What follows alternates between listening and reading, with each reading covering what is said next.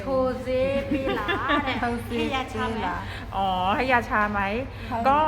ถ้าเป็นอัลตราซาวน์นะคะไม่ต้องยาชา แต่ถ้าเป็นรีแพร์หรือเป็นเลเบียนะคะ ตัดเย็บช่องคลอดกับตัดปีกผีเสื้อ อันเนี้ยคุณหมอให้ยาชา ชาแล้วจะถึงเย็บตอนนั้นก็จะไม่เจ็บแล้วนะคะอัลตราซาวน์ရတာကလောကထိုစေမပေးပါဘူးဘသူကပြောလဲอัลตราซาวน์ရထိုစေမပေးဘူးမင်းမကိုပြုတ်ပြတာကတော့ထိုစေထည့်ရမယ်ထိုစေထိုးထည့်ရမယ်ထိုစေမထိုးထည့်ပဲနဲ့ရှိတဲ့မြက်ချီတွေကိုထည့်မယ်နော်မရအောင်ခံน้ำตาซื้อเลยถ้าไม่ใส่ยาชานี่มันจะเจ็บนะคะ แต่ถ้าใส่ยาชาแล้ว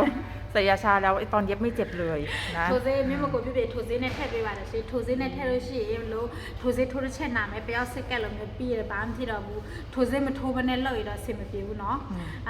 အတဆာရကလေးကြကတော့အပြိုလေးတွေဆိုတော့နည်းနည်းတော့နာမယ်